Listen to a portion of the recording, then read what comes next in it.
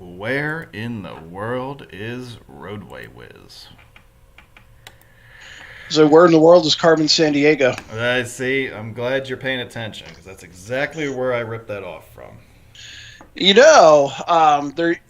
Some people might remember the Where in the World is Carmen Sandiego game show that they had on PBS. I actually tried out for that when I was in middle school. Did you really? I passed the test to be considered. Then they did, of course, the interviews when they were trying to do the auditions. I was not selected to be on the show, but I got to be in the audience, which was cool. Yeah. So what was that show like exactly? It was kind of like Jeopardy, but it was all geography questions. Yeah. See, that would have been really cool. Yeah, and they filmed it at Kaufman Studios in Astoria, Queens, which is where The Cosby Show was filmed. Oh, really? Yeah. Oh.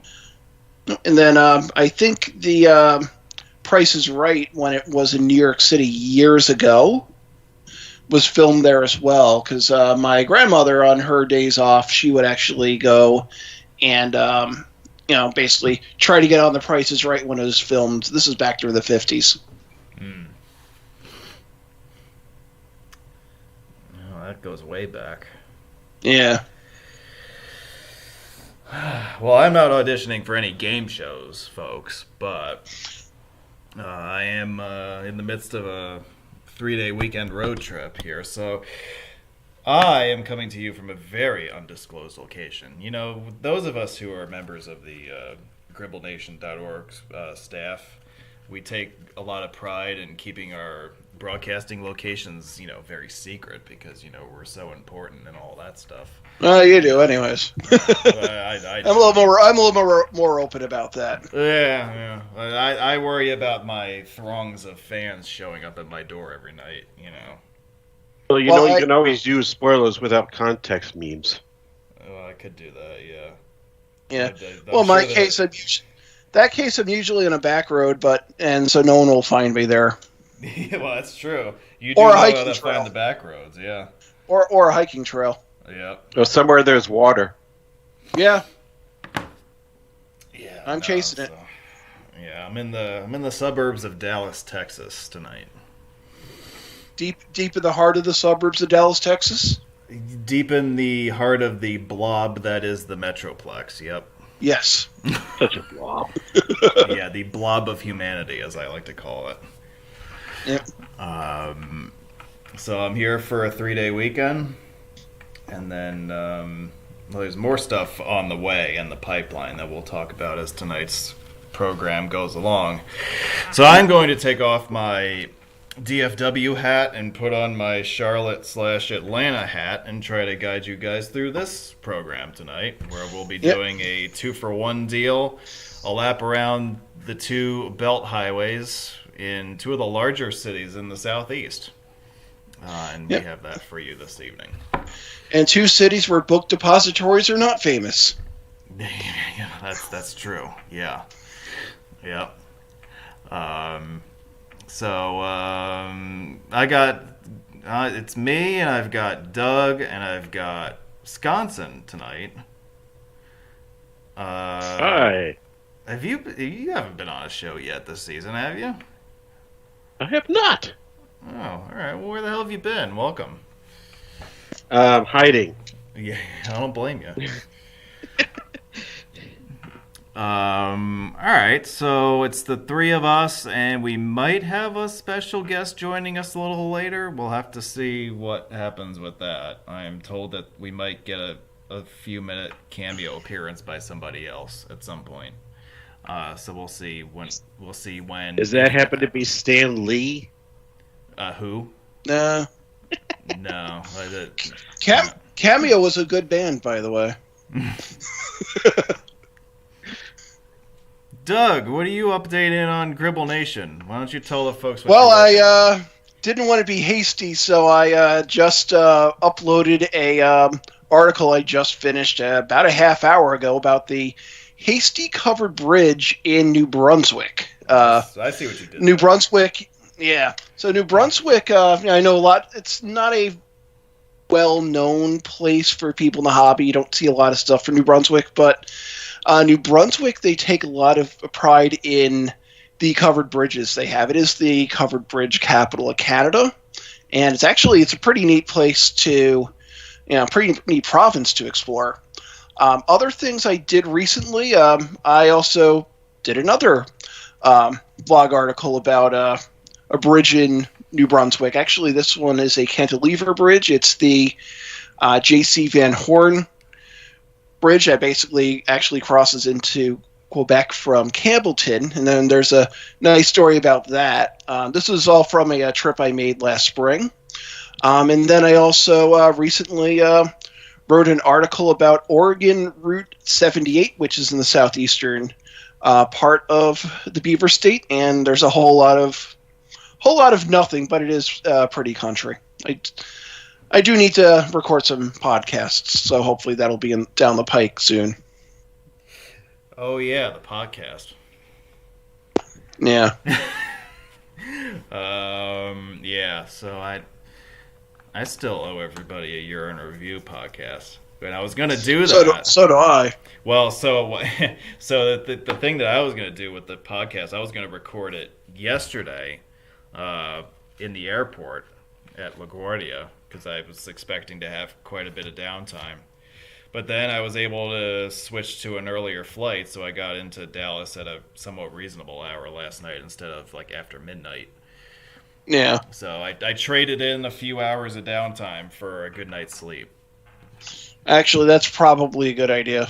Yeah, and that probably was a good idea in hindsight, because I got to do the show tonight after doing the all-day drive today. Yeah, that wouldn't have been pretty.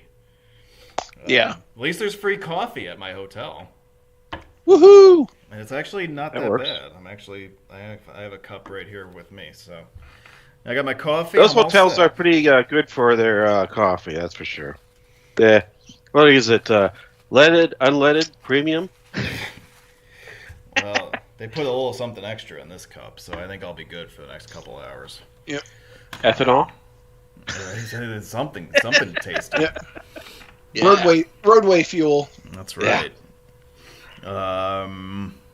What am I doing on YouTube? I've got more Oklahoma Turnpike footage being published as we speak. I think there's still 2 to 3 more weeks of that stuff still coming out. I know that today I was checking into the comments section, because that's always fun. And so I know that I published some stuff on the Indian Nation Turnpike today. But there's some more stuff coming out Turnpike-wise for the next, what's today? It's mid-January. So I think at least another couple weeks of that.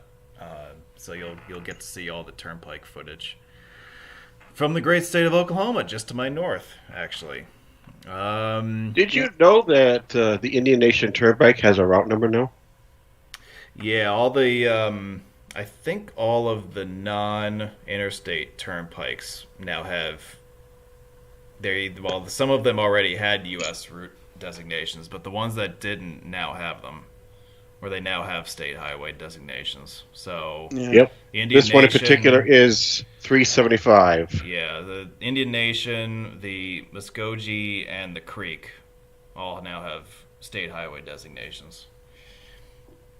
And if you saw some of the pictures that I uploaded from a few months back, the Oklahoma Turnpike Authority did a really lousy job. They didn't want to replace the signs, so they just found a random open spot on the sign and just stuck a state highway shield. It really looks ridiculous. But it is the state that brought you the Craig County sign. Oh my God! Yeah, exactly. That's one of the greatest hits for sure. Yeah. So you kind of know what you're doing. Wait, Doug. What Craig County sign? Oh, that's right. Yes. I see what you did there. You can follow me now. In addition to all the other places, I'm sure you guys already follow me. I do have a Twitch channel. It's same title, Roadway Wiz. You can follow me there. I did some demo streams last week, and I don't know how much more I'm going to be able to do on that in the weeks ahead, but at least it's set up and I can start doing some stuff over there. And then we have a Discord server, which I started up a couple weeks ago. So you can come and, chat with me and some of the people who collaborate on shows on this channel. And you can come and hang out with us there. It's let me see if I can post a link to it at some point here. I really should do that. But, yeah, so that's where you can find me now as well. For your information, we've already done webinars on the metro areas of Charlotte and Atlanta. So if you're interested in more information about these two metro areas, feel free to check out these shows that I'm displaying here. If you haven't already seen them, we did Atlanta last week, and Charlotte was done a little more than a year ago. But they are both available. You can go to my homepage and look for the webinars playlist, and they're all listed there for you. Pretty much in chronological order that we've done them. So, you'll be able to find these shows and all the other shows that you either might have seen or may have missed along the way. We'll begin tonight's program with a lap around the 485 loop, which encircles Charlotte, North Carolina. Here we see it on the map. I have highlighted it here for you. The Charlotte loop is about 67 miles altogether. And we will take a tour around the inner loop of this highway, aka clockwise, in the clockwise direction there. Okay, and we'll talk about a bunch of stuff for the next 45 minutes or whatever, however long it takes me to do this lap. I think it's about 45 minutes. So, also a reminder for next week's show, you see it here on your screen. Speaking of webinars, we're back in the webinar format next week for everyone's favorite mistake on the lake city. Good old Cleveland. Fun times. See, if I didn't think that my video would get banned, I would play that video on the show next week. But at least it's not Detroit. At least it's not Detroit. That's right. No, we're not Detroit. Didn't you do a webinar in Detroit? We did do a show on Detroit, yeah. Yeah. Yep. Okay. Ready, set, go. Let's start the video here. So, we're going to enter the 485 inner loop from I-77 south as we head south out of Charlotte Metro. Do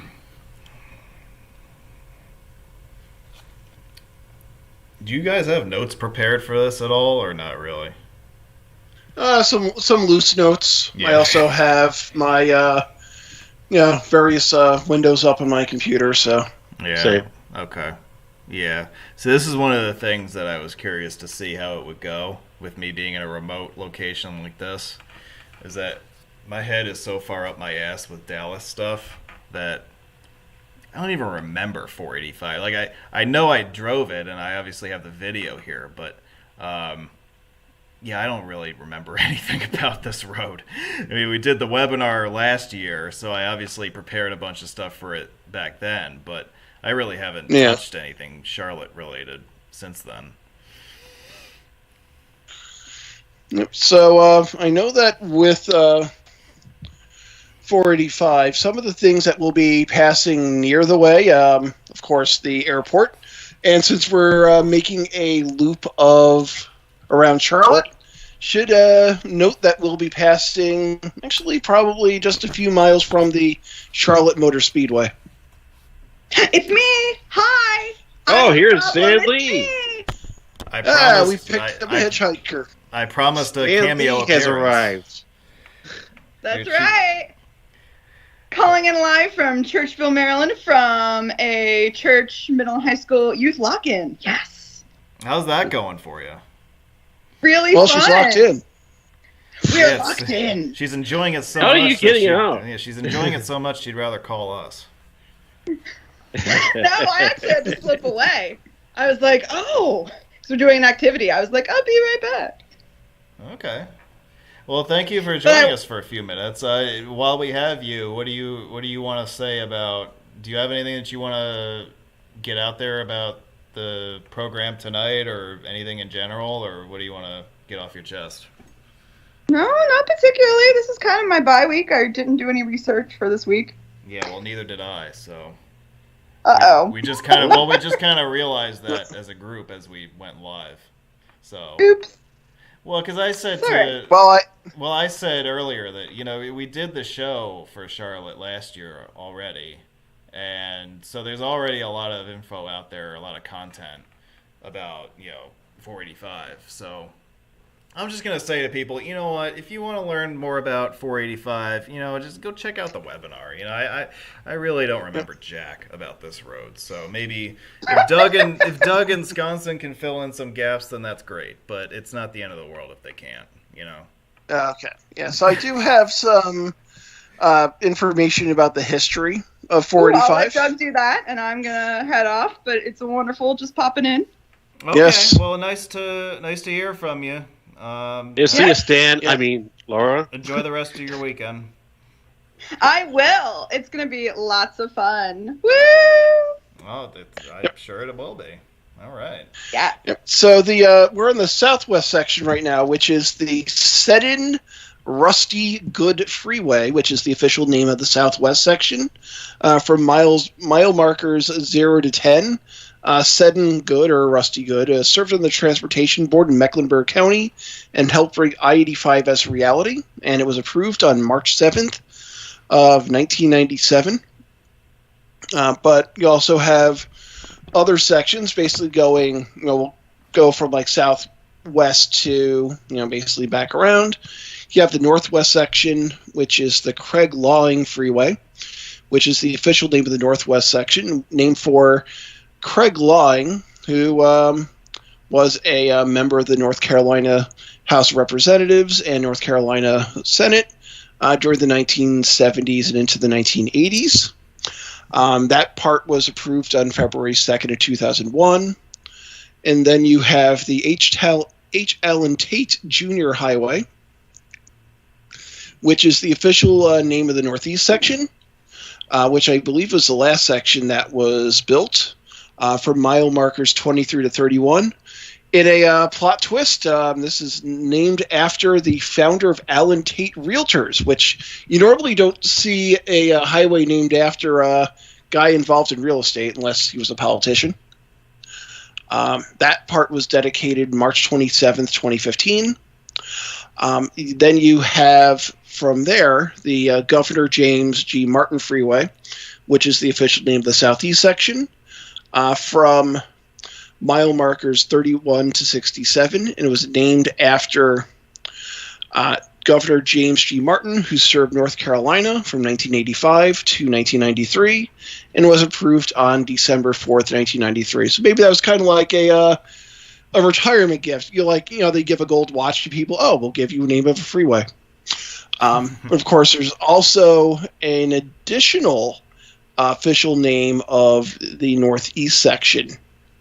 So there's actually two, which was the Dr. J. M. Robinson Freeway, which was named after a former superintendent of the Charlotte-Mecklenburg school system. That actually was the original name of the section that was eventually named after Allen Tate. That part was named from 2001 to 2003, and I think they wound up renaming it when that section of the highway was constructed. Yeah. So we are going to pass by Charlotte Douglas Airport, which is a pretty big hub for American Airlines in the east. And not named after me. It's not named after you. Sorry. No. I don't think there's many things named after me. I know there's a There's a doctor in Binghamton who has the same name as me. Is it really? Yeah, he's an orthopedist. Oh, all right. Well, or maybe he's retired by this point. But that's the only famous Doug Kerr I can think of.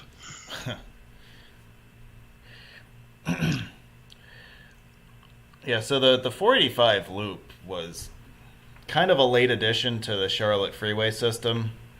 Really, a lot of the push in North Carolina in general to build new freeways and add new interstates. That's something of a recent development. It stems from the fact that the original approved system under the Federal Aid Highway Act of 1956 didn't really include a lot of urban freeway mileage for any of the cities in North Carolina. And there's a pretty good reason for that, and that is that, well, there weren't a lot of big cities in North Carolina in 1956. North Carolina has not really... a lot of people, huh? Well, I mean, North Carolina has really exploded in population in our lifetime. And so, as a result of that, there's been a late need for new freeway mileage. You know, highways like 485 were never, it was never imagined that we would need a full loop around Charlotte back in the 50s. I think they just finished the loop around Greensboro, finally, the last section. Yeah, I saw Bob mention that in the chat. Yeah, I guess it's opening towards the end of the month. Yeah. So I will have to remove North Carolina from my states of auxiliary interstates clinched. So, yes, Scott? I said duck. Oh. Plane overhead. Uh-huh. By the way... so I remember the first... Yeah. Yeah, so since we're in... I remember the first time... Yeah. Oh, yeah. Okay. Go ahead. Remember the first time I was in Charlotte, and that was before any of this was, really built. So it was just like 85 and 77. But that was early 90s, so the first time I was there. Yeah, I think most of 485 was built after that, right? Yeah. Because I think they started... Wasn't the oldest section down by Matthews? Or something like that? Yes. Yeah. And then gradually they kind of built the section east of town, and then the stuff west of town came later, I think. That's how I seem to remember it. Yes. Yeah. And then north of town was the last section they finished. Yeah. Forest Chapel. Yeah, that one. I'm looking at some pages on Gribble Nation regarding that and how much of the changes have been from the early aughts to now. Yeah. Yeah, Adam Prince had documented it over the years. Yeah, because Adam has lived in the Charlotte area for a number of years now, right? Right. He's been, I think, on and off. He was in Raleigh for a while, too, in Fayetteville. And, I know he's in Gastonia and for a while now. He lives just northeast of Charlotte. Yeah. Yeah, so he's kind of been, front and center to all the recent developments in North Carolina. And he's certainly been fortunate to...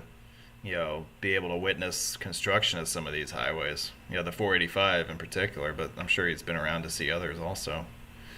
Yeah, 540. Yeah, 540 is another one. Yeah, both in the past tense and the present tense. Yep, whatever they're calling 87, whatever they called 87 back when they built it. 264 or 495. Yeah, it was 495 for about 5 minutes. And then and it was 264 before that. Yep. Yeah. I don't remember. They can't even make up their minds. Yeah. Right.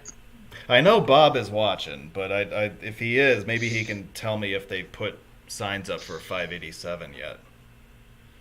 And that's supposed to be 264 from Zebulon out to Greenville. I think he mentioned on Facebook that there was some. Bob, if you can confirm in the chat, that would be appreciated. Yeah. I know that there's been some speculation about signing I-42, but we might see I-42 signs when the 540 extension is completed. That was kind of the speculation there. That's the answer to all interstates. Yeah. and Mark Moore has just mentioned that they have. Yeah. Okay. But it's like east of I-95 where they've signed it, right? Like they haven't signed it west of 795, I think. Right. It's up from. Bob says it's up from 995 to Greenville. Okay. Yeah. Well, and that makes sense because that section of 264 west of there needs to be some upgrades to interstate standard there. Yeah. So I remember driving that, and there's like literally no shoulders on that stretch. So that area needs some work. Yeah. But all right, well, I can remove North Carolina from my list of states where I have all the 3DIs clinched. I got some work to do there. For now. I mean, well, yeah. For now. Yeah, because eventually they'll find a driveway that they haven't signed as an interstate yet and slap an interstate shield on it. Sure. Adam Prince's driveway will be Interstate 977. Inner or outer? Well, it could be, yeah. Well, it depends on what kind of driveway he's got, I guess, right? Has he got a cul-de-sac at the end? Yeah.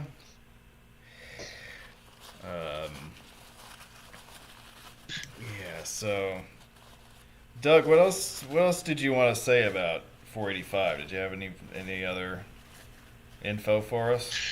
Okay, yes. So there's I was mentioning the different like names and kind of when they basically the different names and kind of when they had dedicated the section. So a few other things is that the first section of what became I-485 was completed around 1967. This was actually before they really numbered it as such.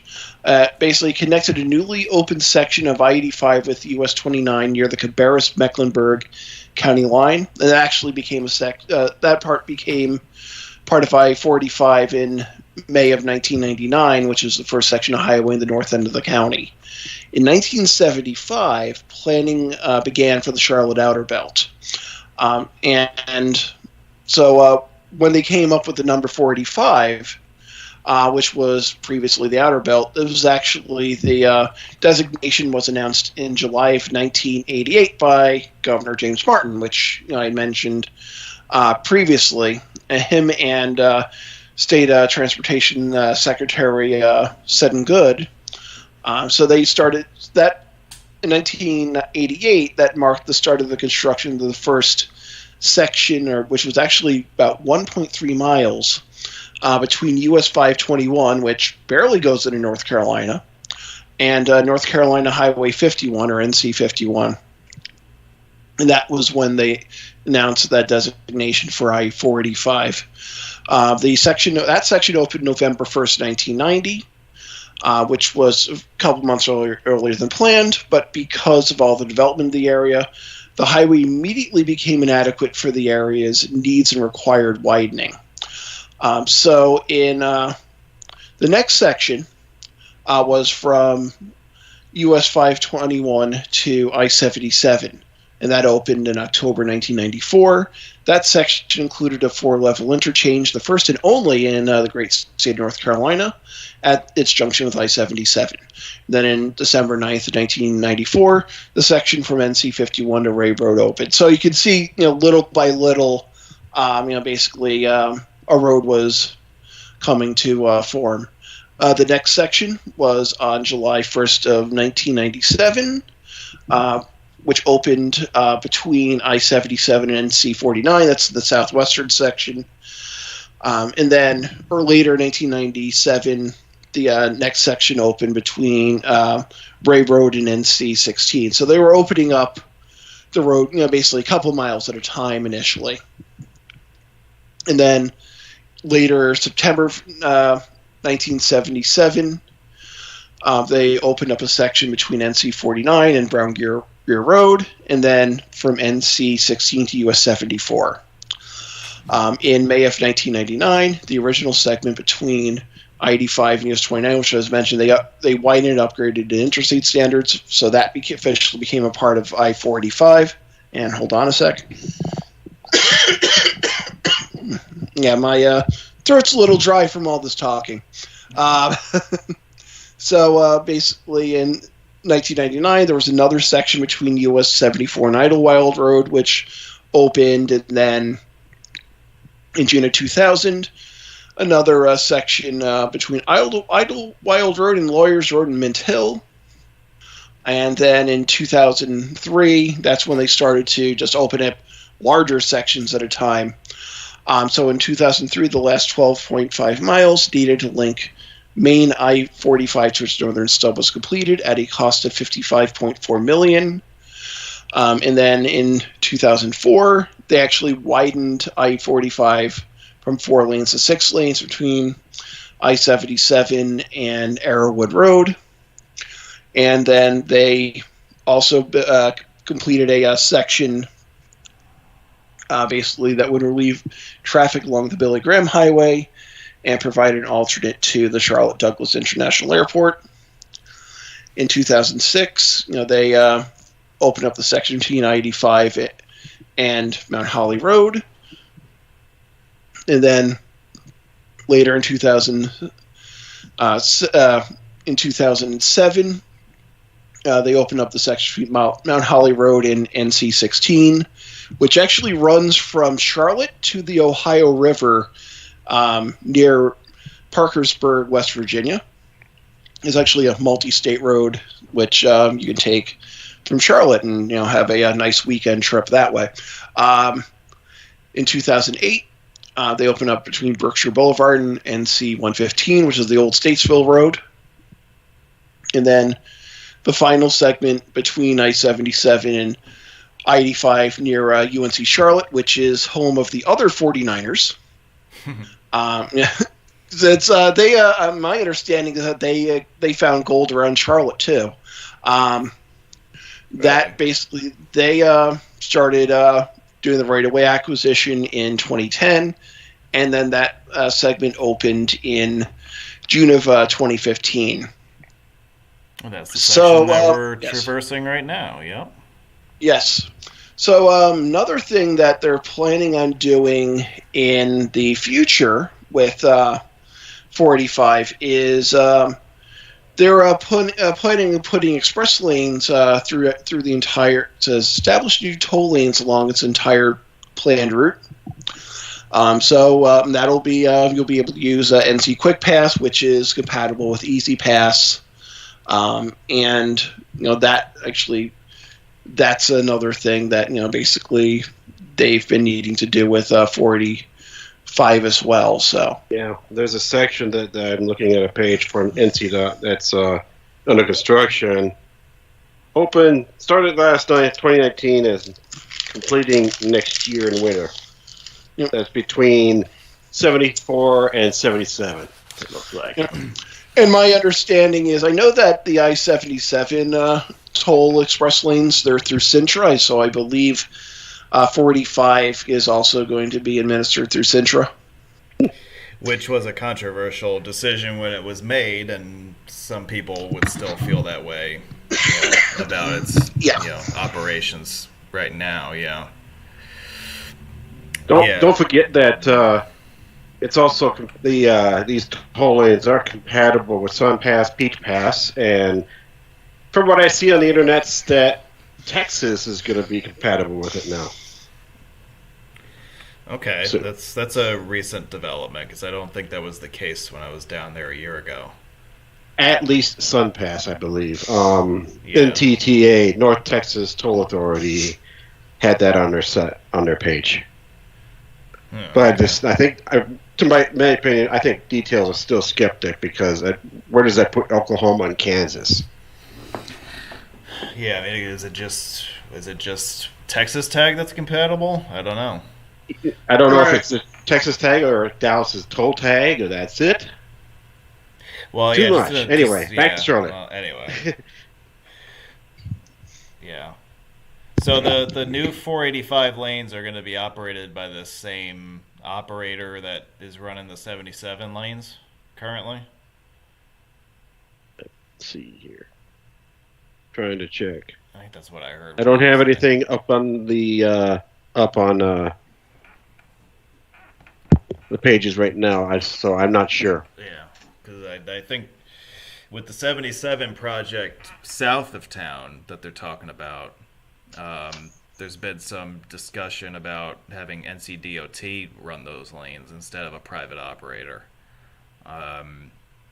So we'll have to see how that shakes out. Because, yeah, North Carolina's not happy with the operator of the toll lanes on 77. So they're kind of looking into other options there. Yep. Yep. So the going back to the name 49ers for UNC Charlotte, that actually does not have anything to do with gold. I thought it did. So in this case, actually, the nickname 49ers derives from the fact that the university's predecessor was saved from being shut down in 1949 by Bonnie Cone. So basically it says, due to the quote-unquote 49er spirit, or basically the college being saved from being shut down, they felt it embodied the university. And this is actually where that 49er connection comes in, where they're actually comparing it to the settlers who endured much hardships and traveling across the U.S. to seek fortune in the California gold rush. So maybe it does have a connection with gold. So the students of UNC Charlotte chose 49ers as the school's mascot. Before they were known as the 49ers, they were known as the Owls because of UNC Charlotte's beginnings as a night school. And their mascot is named Norm the Niner. All right. I guess that's also where NC Route 49 comes from. I guess, or is that just a coincidence? I don't know. I think that's a coincidence. Yeah. Okay. Yeah, that's actually 49 is probably, I'd say, one of the best ways. Taking 64 and 49 is probably one of the best ways to get between Raleigh and Charlotte. Yeah, it is. It's more direct. Yeah, to do that. Yeah. And you don't have to deal with as much traffic, presumably. I guess it would be a lot quieter of a trip, right? Yeah. That's the thing about North Carolina, is that once you're outside the cities, it gets really, really rural really fast. Yes. And it's very very much open country for a lot of the state.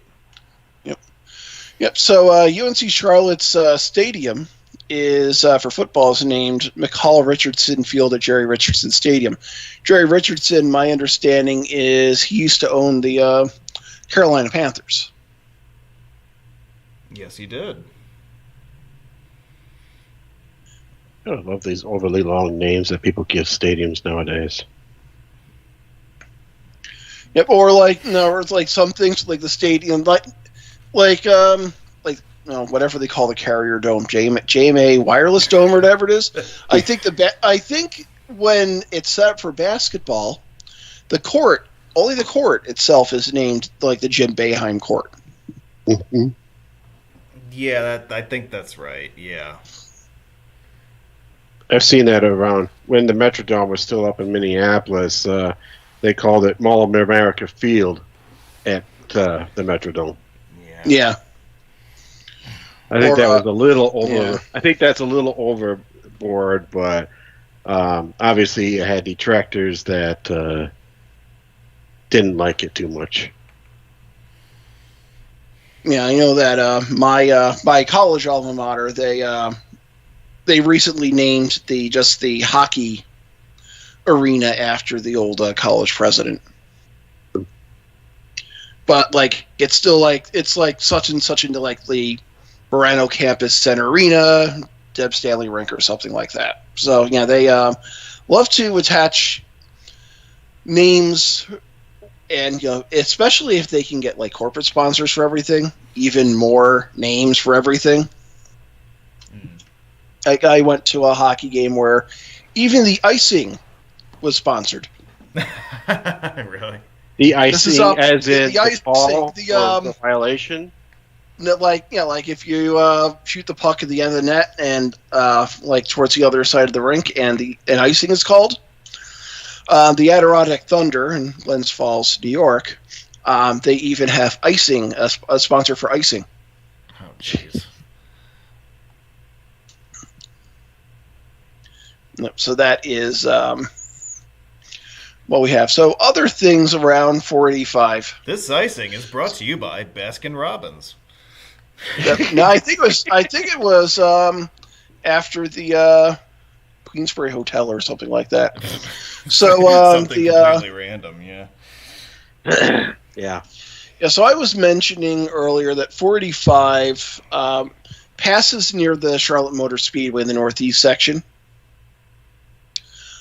So that is, a landmark near there. There's also the PNC Music Pavilion, which is it's an amphitheater for like outdoor concerts and such.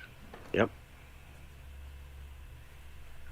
Let's see what else you have. You have a bunch of amusement parks near 485 as well. You have Frankie's of Charlotte, which is in Huntersville. It's more like Adventureland, which is kind of like a fun park with go-karting. Just to the south of 485, near where it crosses I-77 on the southwest section of the loop, is Carowinds, which is a much bigger amusement park. I want to say it's part of Six Flags. Yeah. And I know that in Carowinds, they do have kind of like a line, actually cuts the state border between North Carolina and South Carolina, actually cuts through the border. Yeah, it cuts through Carowinds, and they have they actually mark the border inside the amusement park.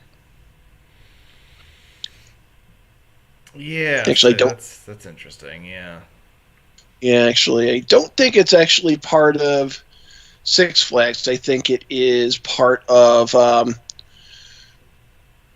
same company that owns Cedar Point and King's Dominion. Cedar Fair Entertainment Company. Okay.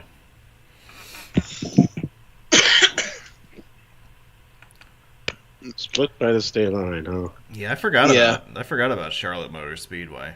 I actually drove by Texas Motor Speedway today, and I loosely follow NASCAR. I wouldn't call myself a fan, but during the year I will keep up with what's going on. There are quite a few road enthusiasts who are really big on NASCAR, which I guess isn't all that surprising. Because it involves cars and it involves driving and all that good stuff. Yeah. But, so I drove past Texas Motor Speedway, and I knew that it was somewhere in the Metroplex, but I had no idea where it was. And I just happened to...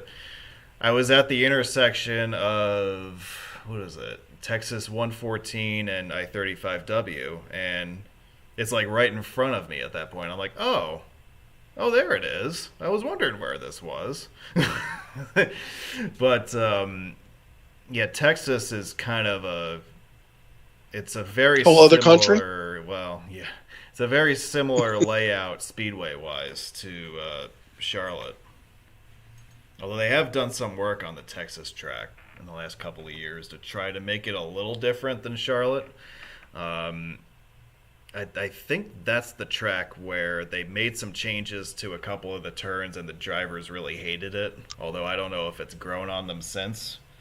But I don't know. They're also talking about making changes to Atlanta, which maybe we'll talk about more later, but I don't know. They're messing around with a good thing as far as I'm concerned. Texas was really good, and I guess it still is really good. Back like 20 years ago, remember the old Indy Racing League? That one? They had some great races on those 1.5-mile tracks like Texas, and what was the other one? Chicago. Chicago is a great track. Yeah. Chicagoland Motor Speedway. Yep. Yeah. Yeah, one place I wish they had a Grand Prix before they decided to tear down the highway was the Inner Loop in Rochester. That would have made a great Grand Prix course. Yeah, that would have been great.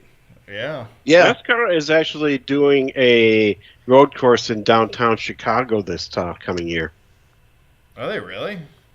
They are. They replaced Road America. They're racing Road America with that because apparently didn't bring enough income from there. But yeah, there's basically using Lakeshore Drive is going to be part of it. Columbus Street, the Congress Loop, Michigan Avenue, Oh wow. and Jackson Street are all going to be part of it. NASCAR and the Magnificent Mile. That should be interesting. It's actually not in a mile itself. It's south of it. Oh, a little bit south of it. But yeah, but that's not the Cup Series that's racing there, is it? Yes, it is. Oh, it is. Oh, wow. I wonder what the Let's Drive Illinois guy would have to say about that. Oh boy. He'll probably crash it. Yeah. Let him drive the pace car. I don't know. I wouldn't trust him. He'd probably get a little angry. Yeah, I wouldn't trust him with that either. Okay. Yeah, I had not heard about the race in Chicago. That's interesting. All right. So are they not? They're doing according to Mr. According to the chat, July 4th weekend apparently. Yeah. Oh, and he says it's not the main Cup Series. It looks like it's the junior circuit. That's why I wanted to know, because I wasn't sure if they had gotten rid of the Cup Series date at Chicagoland, or if that was like in place of that, or if they were still racing at that track. But I guess the Xfinity NASCAR Chicago street race. I'm looking at it now, but go ahead with everything, and I can cut it in later. Yeah. Or put it in the chat. Okay. You know where they started doing a street circuit is in downtown Nashville, and it's kind of a dopey track. It's like this really weird out and back kind of configuration where it utilizes both directions of, I forget what the name of the street is, but it goes over the Korean Veterans Bridge in downtown. It goes over the bridge both ways. So it's like you pass the start line, you go out into town, and then you come back over the bridge again, and then go back to the start-finish line that way. The thing with those street circuits is that these surface streets are not designed for racing. And so the surfaces are really rough to drive on, and it also takes a long time to set up that stuff because you got to set up all the different fences and the safer barriers or whatever they got. Oh, and yeah. Yeah, it's such a pain in the ass to do that. I know they had a lot of growing pains for the track in Nashville, which I guess they're doing that again next year. So yeah, more power to them, I guess. Glad I don't have to deal with that. I don't know if you people remember this, but this is probably about 10 years ago now, there was talk about putting a Formula One circuit in New Jersey across the Hudson from Manhattan. And apparently that very nearly happened, but it would have involved a lot of like alterations to the existing streets in order to make it safer. And in the end, F1 wasn't willing to put up the cost to do it, and New Jersey was kind of like, well, we don't want to deal with all the disruption that's going to come along with that. So, I don't know. Go race in Austin, Texas instead. Keep it weird. Yep. Just like Portland.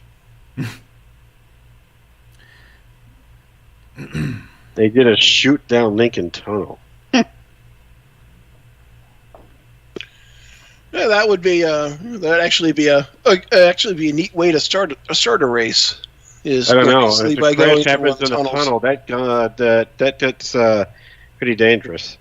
Yeah, it would be interesting, but yeah, you're right. It would be pretty dangerous, and depending where it is, it might take a while to get things cleaned up. Yep. I'm looking at the proposed course for the Chicago one. They're only going to use the southbound lanes of Lakeshore Drive, so I don't know if they're just going to have northbound going on one way and then cutting off southbound, or what they're going to do. But yeah, and as far as Michigan Avenue is concerned, I think they're cutting off Michigan Avenue, which I can understand local streets can be done that way. Yeah. But basically, you're just going right around through Grant Park. Oh, over that way. Okay. Yeah. Yep.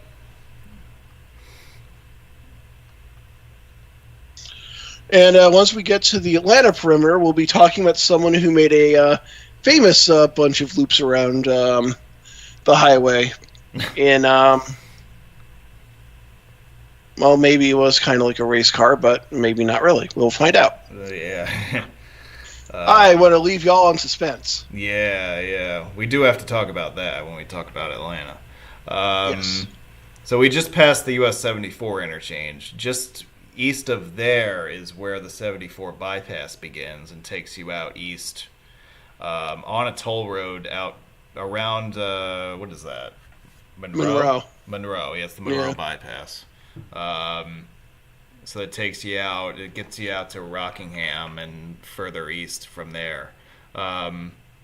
Very useful highway to have. I know that everyone who has driven it on a regular basis has said that it is worth the $4 toll to drive because you don't have to deal with existing US 77. Yep. It saves you a lot of time. Yep. One of only 2 or 3 toll roads in North Carolina right now.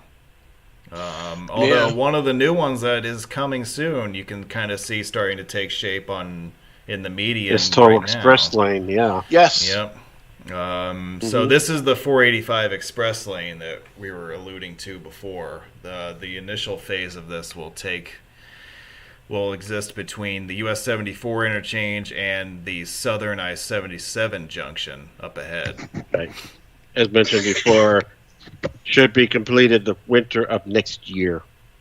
Okay. Yep, and then you'll have another set of toll lanes to complain about. And Clinch, too. That's right. You know me. Yep. Yes, I've taken 74, like east of Charlotte. I've taken that. Well, before the Monroe toll road was built, and that actually, I remember, basically going through Monroe, and this was a number of years back, but definitely nice to see that there's ways to get around some of these towns, especially if you're, let's say, driving from like Charlotte to like Wilmington or something like that. That definitely must cut down some of the drive by a few minutes. I cut through on 85 and saw all that stuff back in 2018. I don't know if it's completed or not. I hope it is. It's always surprised me, with the recent, rash of new interstate designations in North Carolina. It's been surprising to me that there's never been serious talk about a, say, Charlotte to Wilmington interstate. Yep. Don't give them any ideas. Yeah. Because that one would seem to make a lot of sense. Yeah, Wilmington to I-26 even. So you can continue on 74 out to I-26, and that is mostly freeway. Although I think in a few towns, they do have traffic lights. On 74. On 74. I know that there's a partial bypass of Shelby. I forget what the future of Interstate 74 going down is. What's the ultimate direction of that? We'll be dead when they build it. Exactly. Well, the idea behind I'm immortal. Yeah, the idea behind I-74 is that it's going to be socially distant from Wilmington, right? Right. Wasn't that Right now, The not so accurate Google map shows it crossing I-95, but they don't know whether that's be true or not. Yep. And of course, the other thing too, like west of Charlotte on 74, they're also building a bypass of Shelby, which is probably one of the main places along 74 between 26 and 85 that is not a freeway. It's more just like, traffic lights and things like that. So eventually, who knows, you might even see more interstates, going to the west. Yeah, because the US 74 corridor makes a lot of sense to have one. Yeah. Especially with how much, Charlotte Metro has grown in the last 25 years or so. Yeah. Well, who knows? It seems like every month there's a new designation proposed somewhere in the States, so maybe it's only a matter of time. Yeah. Well, they're scouring driveways everywhere. Yeah. Well, they just recently, one of the more recent ones is 685, right? I think between Greensboro and Fayetteville, something like that, like along that axis. Yeah, basically it's so that is between Greensboro and Dunn along 421. That's the one. Yeah. Okay. And so Dunn is actually, I think that's around where it meets I-95. Yeah, that's just north of Fayetteville, right? That is correct. Yeah. Yeah.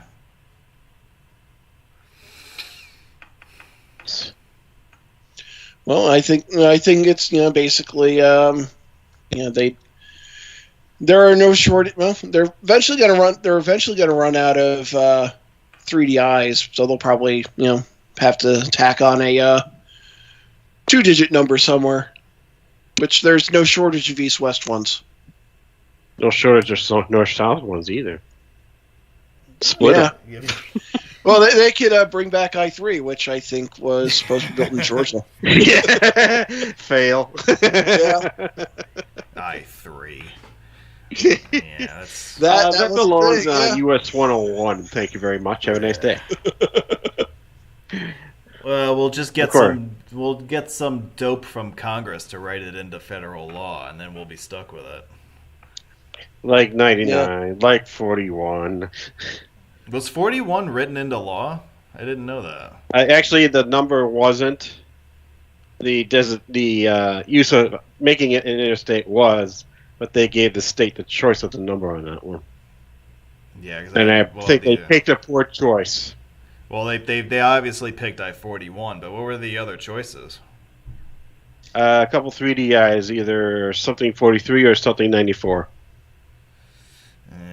Yeah, I mean that's one of those things where it's like it's too long to be a 3DI, but the choices for 2DIs aren't great. Yeah, they could have also have extended 57. I've heard that as well. Yeah, I think that was thrown out there. Was that thrown out by Illinois and Wisconsin, or was that just something that people in the AA Roads Forum were talking about? Probably the latter. Yeah, because I'm trying to remember if I actually saw one of the DOTs talking about that. There was some DOT talk about 55, 57, 65. IDOT put a stop to all that. Well, yeah, because Illinois wouldn't want to sign it. Mm-hmm. So, yeah. Well, the highway basically, technically, I-41 technically goes into Illinois, but for all of a couple miles? Right. Yeah. And there's very limited signage in Illinois for 41 as it is. In fact, they put, on the southbound, they put the N right before the first exit in Illinois. And that's not 41. That is not US 41, where it's a first end. Yeah. And I can tell it's signs made by IDOT or ISTA. So it's something I'd rather not get involved in too much. Yeah. Yeah. I'm not a fan of it anyway, so it doesn't really matter. Yeah. But it is near the Mars Cheese Castle, Yes, you're right. which is reason enough to, detour from the south end of south end of I-41. Hmm. Actually, that's further north than I thought it would be. I thought it was south of Kenosha, but I guess it's north of Kenosha. Scott, are they done with all that construction on 94? South Yes. I guess from the Illinois border all the way up to Milwaukee. Yeah, they've been done with that for quite some time. Have they? Yep. Yeah, They that focused was on that. Yeah. They focused on that for political reasons and left the zoo interchange unfinished for almost half a decade. And now that they're done with that, the zoo interchange's north end is finally being finished. Oh, wow. Yeah. Yep. All right. So we just passed by a sign for the James Polk historic site in Pineville, North Carolina. I think he was the only president from North Carolina, and his vice president, George Dallas. Oh. I wonder where that name factors Came in from. here. Yeah. In Oregon, there's a Polk County. It's near Salem. It's actually just west of Salem. And the county seat of Polk County, Oregon, is Dallas. Originally known as Cynthian. My mother lives there. That's why I know that. Okay. Yeah.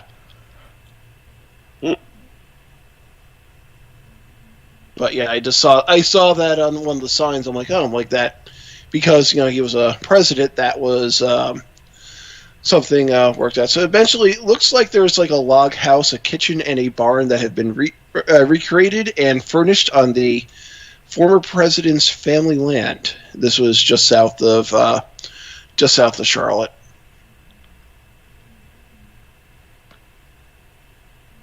That I knew he was from North Carolina, but I did not know where in North Carolina he was from. So it looks like it's might be a pretty small site. And I know this was probably brought up in past webinars, but don't you think that these signs that North Carolina puts in are a little excessively large? The APL that we just passed under? Yeah, but you're just a poopy head who doesn't like APLs, right? Isn't that the deal? Reasonably sized APLs are fine, but these are just big. Well, yeah, the ones we just Alabama's went past, the same way. Yeah, Well, Alabama's got the same problem. Well, North Carolina does have a highway named after a realtor, so that could. So APLs take up a lot of real estate. Oh! And on that note, we conclude our lap around 485. Okay. Yes, let's go to another city that has a motor speedway. Yes. Yeah, that sounds like a wonderful idea. Why don't we do that? We just talked about Atlanta at length last week. We dove into the history of all the highways there. We will follow up on some things during this drive around the perimeter over the next 45 minutes or so. And we'll add in some other stuff. And, I'm sure there will be some other conversation that comes up, too, along the way, as is prone to happen. Here you have the perimeter highlighted here. So, yeah, we'll do a lap in the outer loop direction, or counterclockwise, for this video. And if you're just joining us, please join us next week, because we have another fantastic webinar for you, and I know deep down that there's no place you'd rather be next Saturday than watching us, because we're the greatest. Let's be honest. Yep. All right. Let's see. 285 outer loop. Okay, so this video begins at the 285 junction in the northeast of town. This is about 10 miles northeast of Midtown Atlanta. Ready, set, go. Yep. Yeah, not that far away from the Big Chicken. The what now? The Big Chicken. There's a KFC in Marietta, Georgia, that's called the Big Chicken because there's a big sign with a big chicken, and the chicken's eyes rotate. Yeah, I was not aware of that.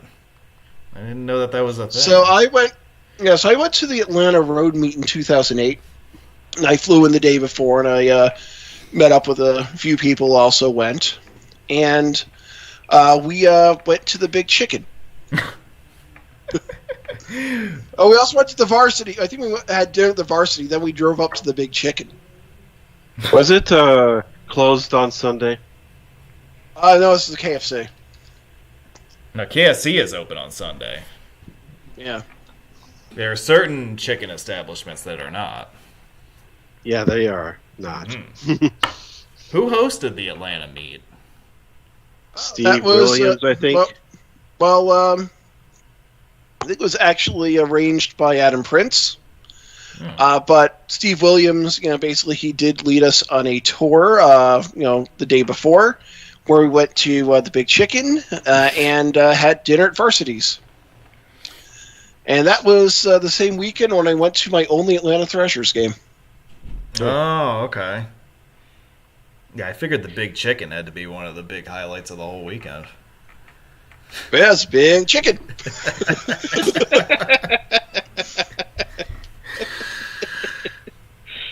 All right. Atlanta perimeter. It's about 62 miles around. It was conceived back in the late 50s, right around the time when the interstate system was becoming a reality. Georgia officials knew that with all these freeways converging in downtown Atlanta, that there was going to be a need for some sort of circumferential route encircling the metro as a bypass. And a place for the Atlanta Braves to place a baseball stadium near. Oh yeah. Yeah, we'll come back. Yeah, we'll come back to that in a couple of minutes. Now of course, you put in a bypass, and it immediately clogs.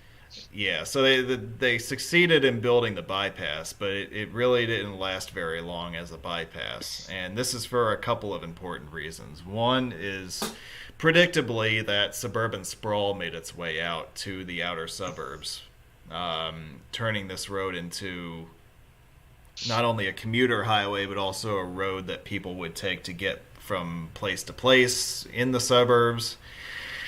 So that became a problem from a traffic standpoint. But then something else that really factors in here is that because of the fact that the freeways in downtown Atlanta do not permit through truck traffic, particularly on the downtown connector and on I-20, this means that through traffic that is most through traffic in Atlanta must actually use the perimeter, at least if you're a truck. So that places an increased burden on this road that was already overburdened in the first place. There's been some talk in recent years about, adding more lanes to this highway. I mean, there's already a lot of them already, but Georgia DOT is looking into a series of projects that would add a series of express toll lanes to the northern half of the perimeter north of I-20. The first of these projects, which is known as the Top End Project, would take place along roughly the area we're traversing right now between I-85 and Georgia 400 and also I-75 near Truist Park. That project could get going in the next couple of years. It would take several years to complete once it starts. But it would allow for the construction of express toll lanes in both directions of the perimeter and one of its busiest areas here in the north end of Atlanta. And then there are other projects as well. There's express toll lanes planned for the east leg of the perimeter as well, and also the western leg. And also reconstruction of the interchanges at I-20, both of them.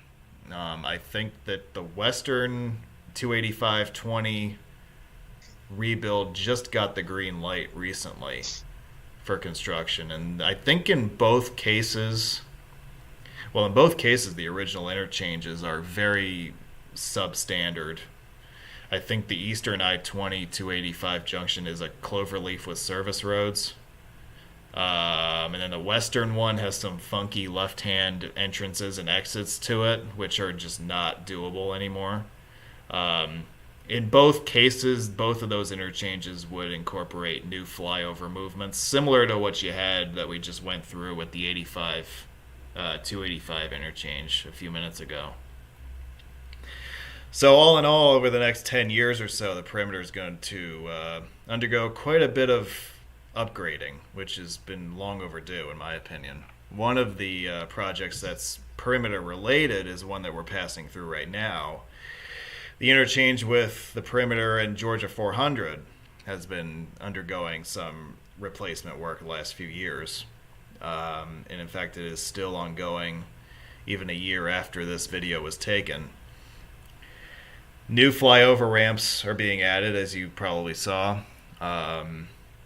This is also a sort of like a preliminary project to the 285 top end work that I was talking about with the toll lanes.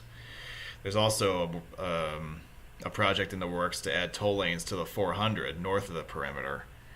And all of that would naturally be tied into, it would all become part of the same toll lane system, if you will. So this project here involving the perimeter and the 400 interchange is kind of like the first act, if you will.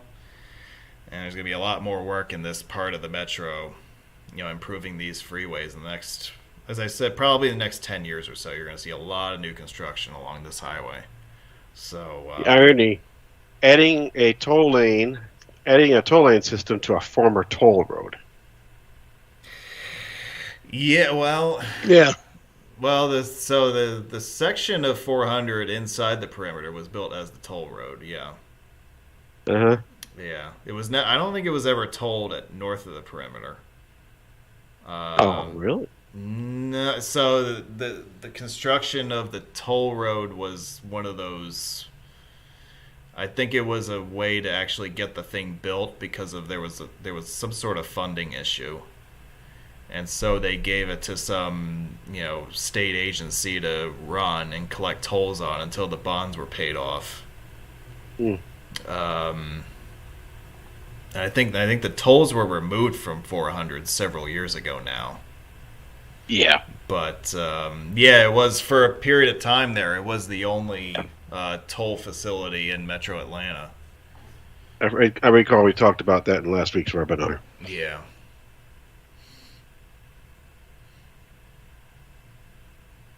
I'm also very fond of 400 because that's where parts of Smokey and the Bandit were filmed. If you know that movie. Yep. Yeah, that one was a steal. Wasn't bad, right? And I would say, 400, actually no, 575 might be the better way to the beginning of the Appalachian Trail. Yeah, is that it's closer to where the southern trailhead, I guess, is, right? Yes, Springer Mountain in Georgia is the Springer Mountain, Georgia is where it starts. Although a lot of people will actually do the hike that's about 8 miles or so from Amicalola Falls, I guess is the way I pronounce it.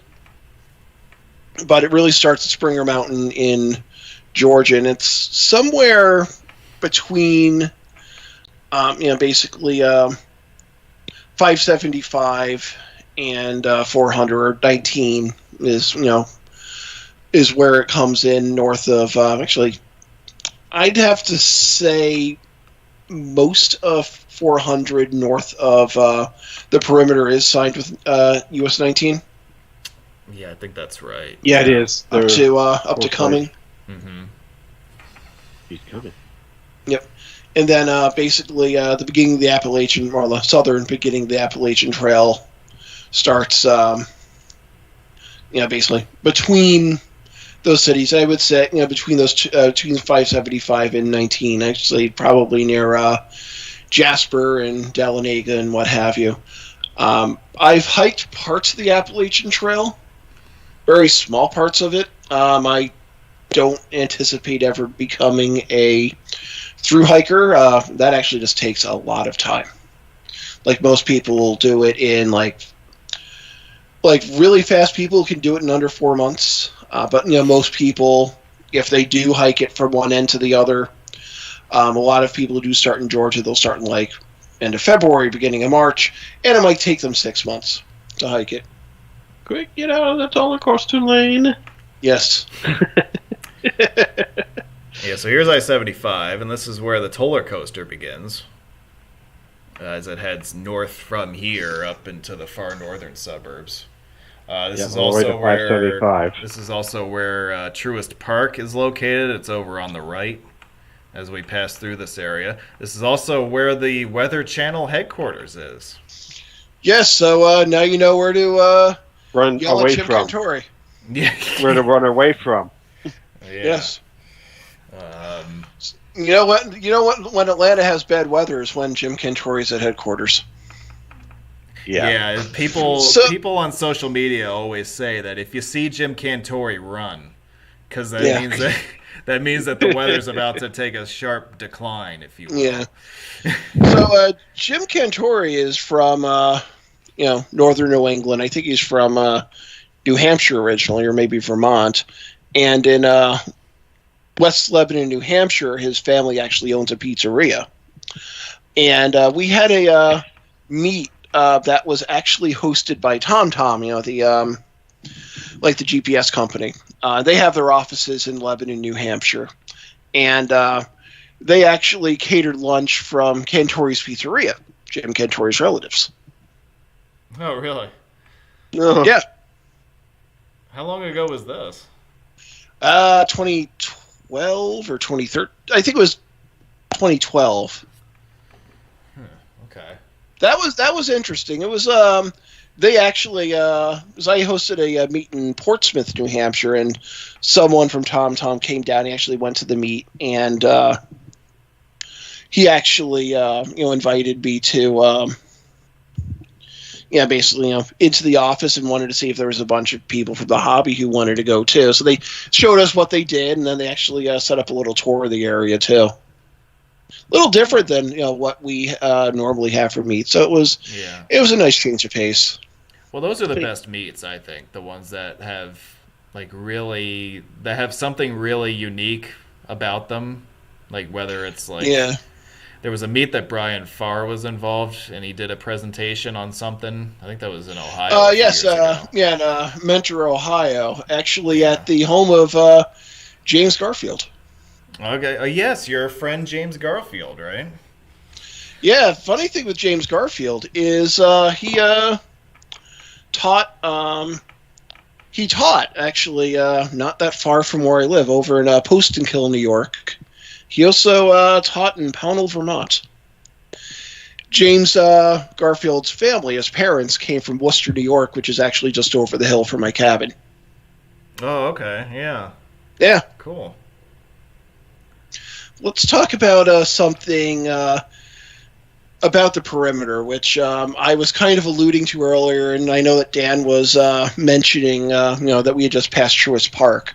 So, Atlanta Braves, basically, back in 1982, had a pitcher named Pasquale Perez. He was actually, this was on the night of August 19th, 82. He was supposed to be starting that game, but apparently it wound up being where Phil Negro had to start because of the situation. No one knew where, Pasquale Perez was. He was actually pretty new to the Braves at that point. So he was new to Atlanta, new to the highways. He actually got his Georgia driver's license earlier that same day. And he actually turned up the music out of the car radio, and someone had told him to get to the stadium from his apartment, take I-85 from his apartment to the stadium, but he got on I-285 instead, and he thought, basically that he'd see a highway sign directing to the ballpark, which he would have if he was on the right road. So on what should have been less than a 20-minute trip, he drove for more than 3 hours, almost 2.5 times around the perimeter, going almost 150 miles in circles around Atlanta before realizing he was running out of gas and time. He stopped at a few places to ask for directions. He was told at one point to find I-20, but he couldn't. He wound up at a service station and asked for $10 worth of gas, even though he had forgotten his wallet. Oh my God. The clerk, who apparently had been listening to the Braves pregame radio show, recognized and accommodated the picture. The guy said, "You Pasquale Perez? People have been waiting for you at the stadium." He's like, and he says, like, "I'm 20 minutes away," he told me. He's like, I felt like a heart attack. I think I'd get fired. So Pasquale Perez, at that point, it was actually pointed out to the stadium. And he finally arrived at the ballpark just as they were playing the national anthem. And he says, "When I finally saw the stadium, I said, thank you. Thank the Lord." Perez watched most of the game from the clubhouse of the dugout as Negro, who had been told about 30 minutes before the game they would start, pitched in his place. The whole Ludacris, and let's say Ludacris, the rapper, but the actual word Ludacris. The whole Ludacris incident seemed to immediately resonate with the city for a couple of reasons. For one thing, even in 1982, most Atlantans spent way more time than they would like to have on the perimeter or some other highway. And for another thing, a pitcher getting lost on his way to the ballpark seemed like an endearingly Braves-like occurrence, which at that point they were, they were actually suffering from a long streak of losing seasons. Yeah. So by the end of the game on August 19th of 1982, everyone was laughing about Perez's plights. Some of his teammates hung maps of the city on his locker. Well, you get the hint there, sir. And but Pasquale Perez actually embraced this. He actually got some nicknames out of it, including Perimeter Perez, Perimeter Pasquale, and I-285. He embraced the attention. He wore a warm-up jacket with I-285 in the back. At a 1983 game, the Braves gave Perez-style maps of I-285 to the first 14,000 fans to enter the gate. And almost 4 decades later, Braves fans still cherish the time a pitcher couldn't find the ballpark.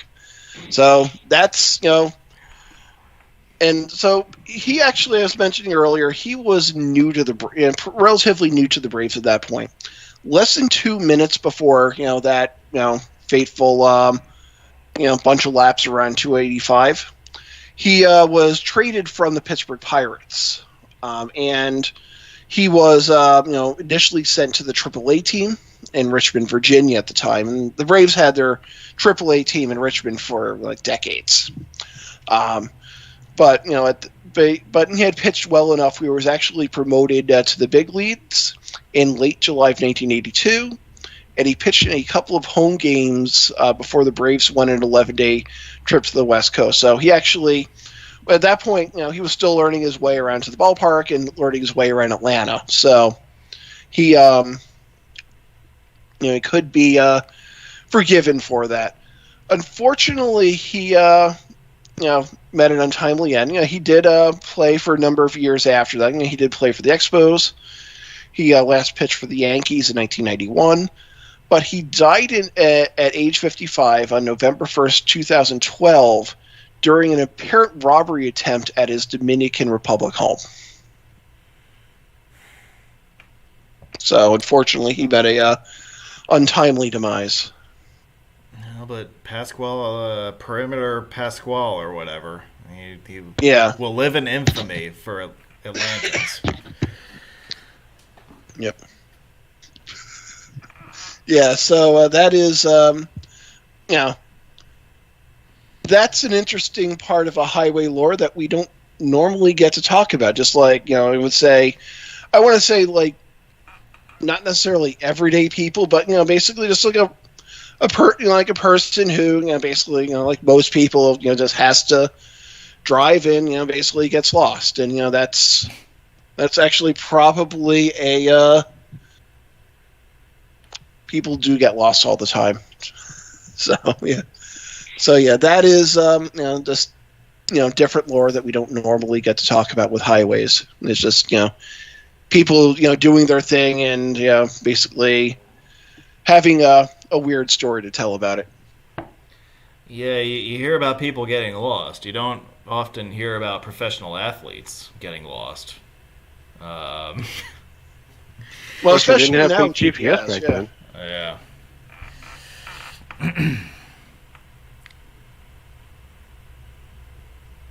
And imagine, basically him not stopping at the service station. It's like, okay, it's like, and like the guy not recognizing him. How many more times would he have been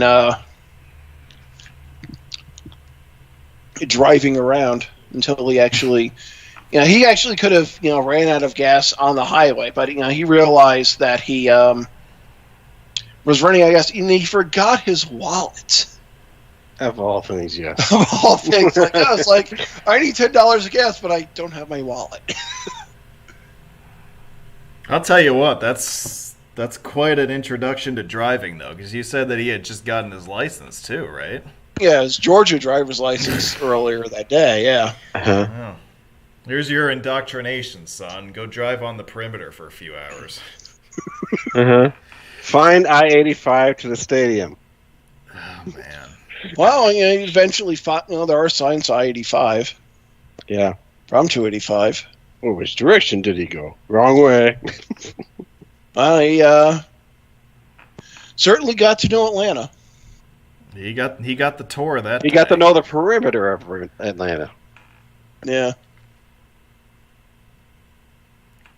Are there any pictures of him wearing the jacket with the I-285 on it? I've seen it before. I would have to find a link to it. Yeah. Which I had not seen that. Oh, if you go, let me see.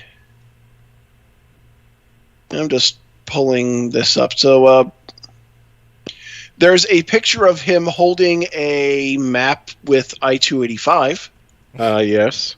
I see his warm-up jacket from Twitter.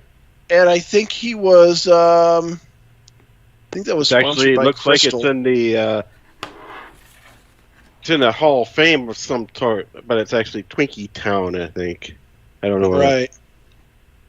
Yeah, there's a picture of him holding a map of the perimeter, and it's sponsored by Crystal, the restaurant. Oh, there's a little parody show. Bar Down Tales. The Legend of Pasquale Perez, Lost in Atlanta. Yeah. It's a YouTube show.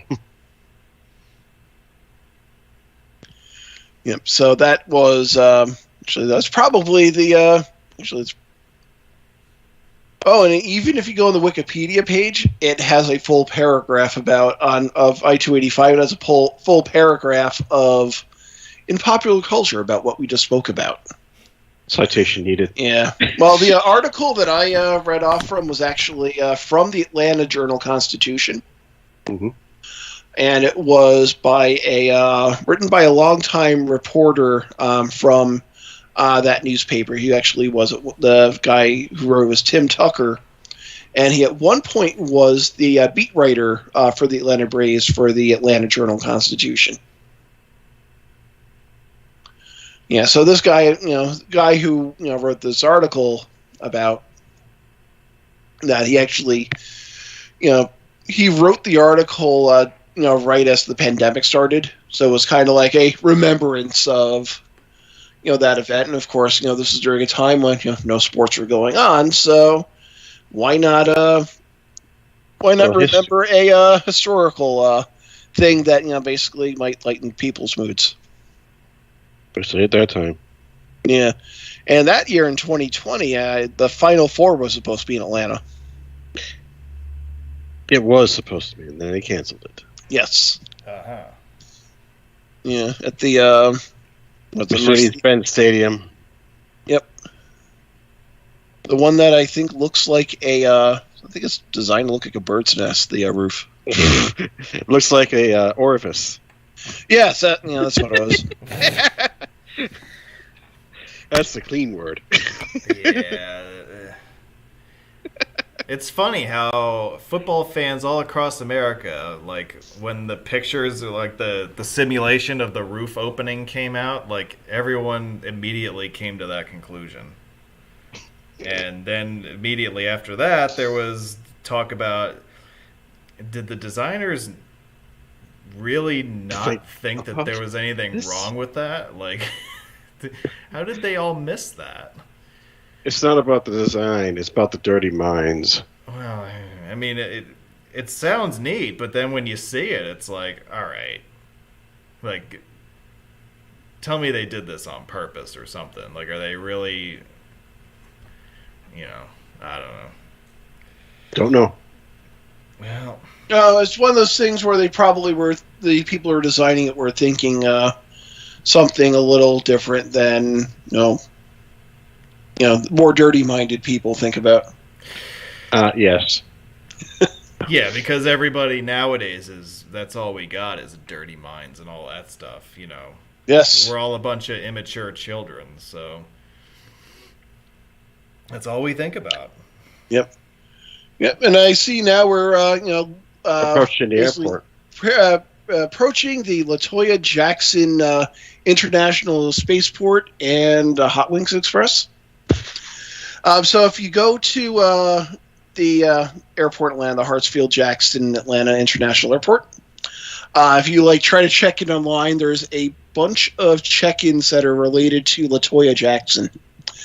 And they have things like, as I mentioned, the LaToya Jackson International Spaceport and a Hot Wings Express. So I'm just trying to, LaToya Jackson International Spaceport. So actually, they have an article about this in a blog where it says someone keeps renaming the Atlanta airport on Facebook, and it's hilarious. So there's the Hartsfield LaToya Jackson International Spaceport and Glittering Nail Emporium.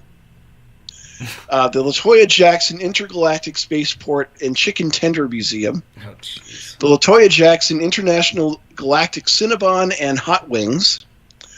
The LaToya Jackson Intergalactic Spaceport Tidal Pond and Weave Express. And I've seen a bunch of other ones. I'm going to, there's also, on the Huffington Post, they had an article about this. So they, so I will link to that. By the way, you may have noticed that one of the control cities on I-75 at this point is Tampa, which is the northernmost reference that is made to a city in Florida along I-75. Oh, on I-75, I-95, they mention Miami as far north as Virginia. Yes, they do. Yeah, Petersburg. Yep. They do. Here's a runway tunnel for you guys. Yep. This was the 5th runway that was added to Atlanta's airport in the early 2000s. I think it was completed in 2006. It is an active runway and taxiway. The project cost about $1.5 billion or something like that. It's one of the only active runways over a freeway in the United States. That's actually, I would say, a good use of space. Yeah. Mm-hmm. And it came out pretty well. Yeah. It's a runway over. It's an overpass over a freeway. You just don't drive on it. You fly on it. Let's see.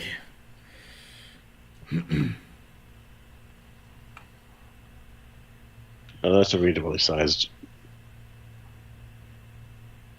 So they mention, let's see, what else do they mention besides Tampa? They mention Macon, which is probably Yeah, Macon's a decent sized enough city. Mm-hmm. And it is home of the Macon Whoopie, which was a hockey team. It's also the home of some Atlanta guys' favorite interstate's western end. Oh, yes, the most boring interstate in America, I've been told. Tree. Look, a bridge! Tree. Yep. Yeah, you know, I drove I-16 last year, and I mean, I don't know. I think there's much more boring stuff out there than that. But Like which? oh, I hope I never come across I-65 in southern Alabama ever again. Oh, that pretty much compares. Yes. And there are That's others. where I was kind of pointing that out to another one where you get that big bridge over the Mobile River, and on both sides of it is nothing but forest. No, like Nothing but trees. Yeah, I mean, once you get north of that bridge, it's just nothing but trees for 100 miles. Yep. Until you find that peach tower. Yeah. Yeah, I know. Which also happens to be one on I-85, might I add. Yeah, I know which ones you're talking about. Yeah. Yep. I-72 is kind of boring. Yeah, I drove that one in fog. There are some that I know that it's easy for people to say that 16 is the worst. 16 is not the worst. There are some that are a lot worse than that. The only part of 16 that I took was from 95 to Savannah. Well, that's not the boring part. Exactly. Yeah. That's about as much as I've taken on 16 as well. Yeah. Yeah. No, the only reason why it's boring on 72 is because it's so flat. I know. I have heard that about Illinois. Yeah. Yep. Yeah. Yeah. I mean, there is a rise in the ground. At I-72, when it crosses the Illinois River, it goes up a bluff. Yep. The bluff is nothing compared to Mother Mounds. Yeah. But then again, that is... actually, I think there are mounds right near where where I-72 crosses. They have, the burial mounds and what have you in that part of the world.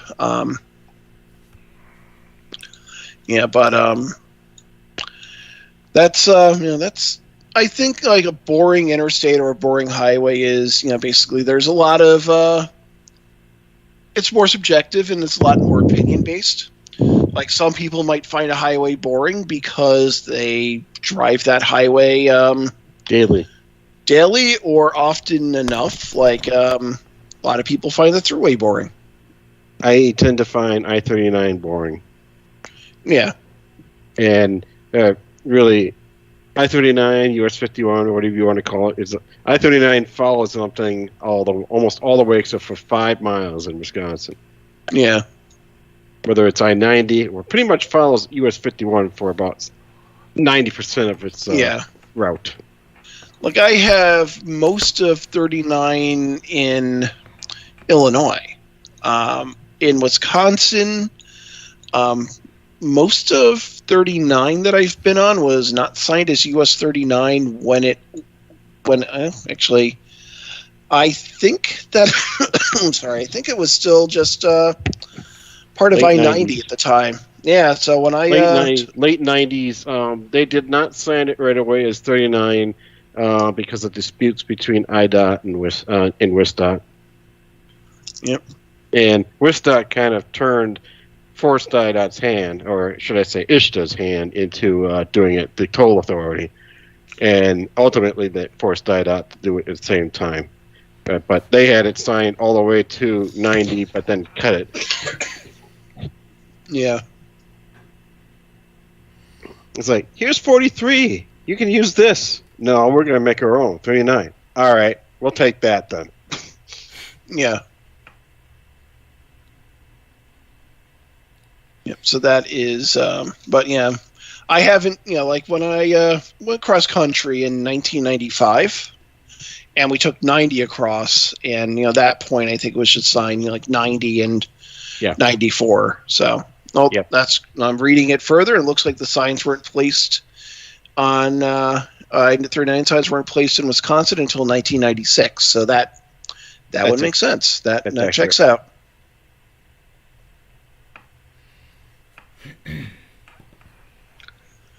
Yeah, so I remember driving the whole thing in one day. Go ahead, Dan.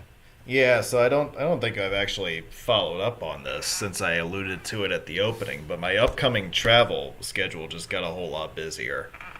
Yeah, so originally I knew that I was going to be here in Dallas this weekend. This trip had been planned for a couple of months. And I knew that there was going to be another follow-up trip to somewhere this part of the country, like Texas, Louisiana, Oklahoma, this general area. But after some, back and forth and all that stuff, I have a 6-week leave that was granted this week, which started yesterday. So I'm here this weekend, and then I have a trip that will be 16 days long, starting early next week or middle of next week. That'll get me to early February. And then based on how that trip goes, there's another 16-day trip that I'm kind of doing an outline for that would be for the second half of February. So all in all, it's going to be a very busy winter season for me. I've got a lot of ideas for things that I would like to do already. This weekend trip to Dallas was never intended to fully cover everything in the metro.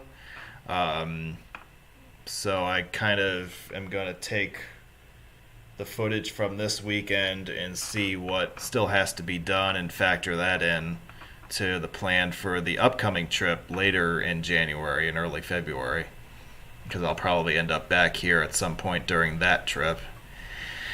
And then how that trip goes will determine what I want to cover on the next trip. So it's going to be a little bit fluid for a little while. Yeah. But I do know that there are certain things I'd like to get to on the next trip in the second half of January. Particularly, I'd like to drive some more of I-40 out west. So that's kind of it. I'd like to get to like Albuquerque. I'd like to revisit El Paso as well. Yeah. Other than that, I don't have it completely ironed out yet. But that's kind of what I'm leaning towards right now. Well, I suggest if you're going to Albuquerque, go to Santa Fe as well. That's actually they're both really interesting cities. Yeah. Yeah, but the thing with Albuquerque is, like Albuquerque, like, in like the valley, it might be like, dry or maybe rainy, but, basically once you get up to the hills, it snows. Like they talk about like people, they might be swimming in their pool, but they go, but earlier in the day, they went skiing in the Sandias. Hmm.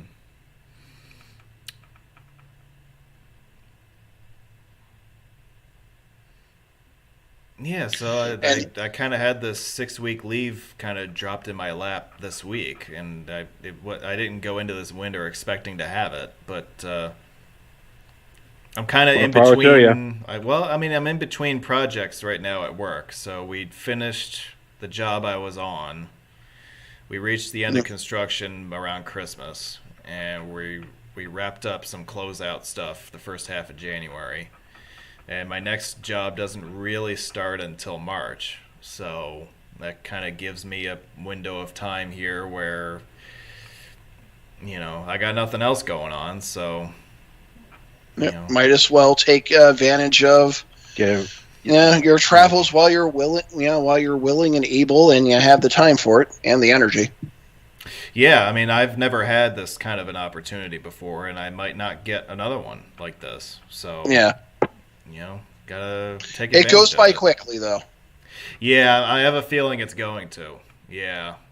Because, 16 days at a time sounds like a lot, but it'll go by fast. But it's an entire Olympic Games. It is. It's an entire Olympiad of driving. Yes.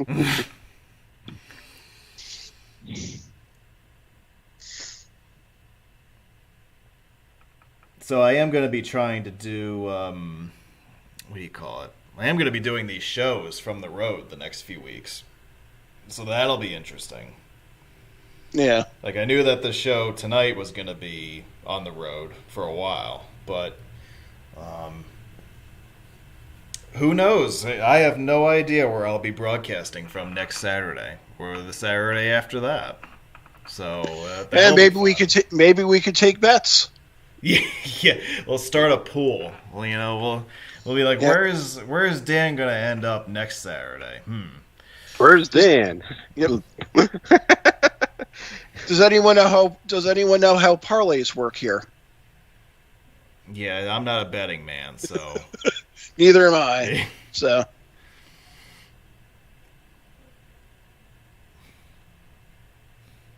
yeah, so that is but yeah, it's something I'd say, basically it's enjoy the time you have, and if you have a little flexibility to see something that you may have not have otherwise have had the chance to see, whether it's roads or not roads, take advantage of it.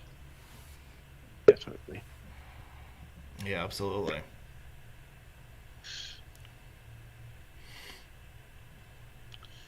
Like you can if you're taking I-40 across, you can detour in a few places and see some of the old US 66 stuff, for instance. I was looking into some of that, especially in New Mexico. Yeah, like Tucumcari, that's interesting. That actually has a lot of old hotels, and it still has like the old like murals and like neon signs and what have you for some of these places too.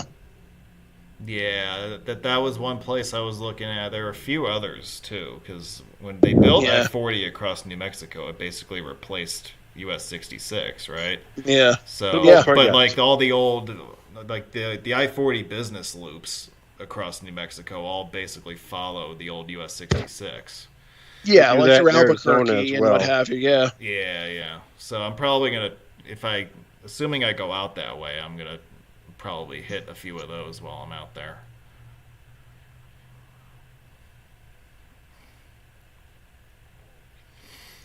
Yep. So that is so that would be my. I know near Amarillo they have the Cadillac Ranch,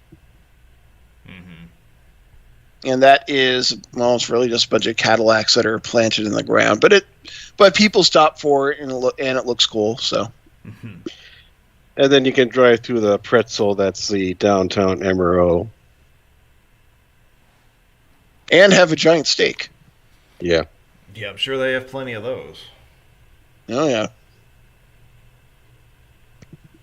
I stopped at Amarillo. I took 40 across from Nashville, more or less, to, and I wound up in Sacramento on that trip at the end before flying home. But I stopped in Amarillo, and I did not stop at the Big Texan where they have the, I think it's the 96-ounce steak. Wow. I can't. And I think they have an eating challenge for that, too, and that would be a bit much. Oh, God. Or maybe it's a 72-ounce steak, but still, it's more steak than I think I could handle. Yeah. I didn't even get a chance to stop very much in Amarillo. I took 40 from the West End all the way to Oklahoma City to come back home from my 6-month trip for work in 13. But having the cat in the car kind of reduces the number of opportunities to get out of the car. Yeah. And, a great place to read about US 66 is actually we have on Gribble Nation a whole page of different articles related to US 66. And I will be posting that. And also our friends over at Alps Roads has, Steve has a whole bunch of, he's driven, I think, all of US 66. Yes. So if you go to his website and you click on the different states, you'll be able to find anything you want on US 66. Do we have a, like an actual US 66 sub, category on Gribble Nation? We do. We do. Yes, I actually just posted that. Oh, you did? Okay. Yeah, and it's mostly we have a lot of stuff, in Arizona, New Mexico. We have a few things, Texas, California. There's actually a bunch of museums devoted to Route 66. I went to one in Oklahoma, which I actually wrote about. I also went to one in Barstow, California, which I think was at the old train station there, or right near the old train station. I can't remember the name of the museum, but it had a lot more just the historical artifacts, and I actually think it had a lot more written material too on that one. I think it was like the Mother Road Museum or something like that. Whereas the museum I visited in Oklahoma, there's two. There's the National Route 66 Museum. The one I went to was the Oklahoma Route 66 Museum, which kind of goes through things throughout the decade for US 66, which at least in Oklahoma is known as the Will Rogers Highway. Yeah, the Route 66 museum you went to in Oklahoma, was that in Oklahoma City? No, it's in Clinton, Oklahoma, which is west of Oklahoma City. Mm. Yeah, the only place I really stopped in Oklahoma City was at the Oklahoma City bombing memorial. Yeah, and I know we talked about this when we did the Oklahoma City show, but yeah, I visited that as well, and that's definitely worth a few minutes of your time if you're passing through the area. Yeah. I doubt so.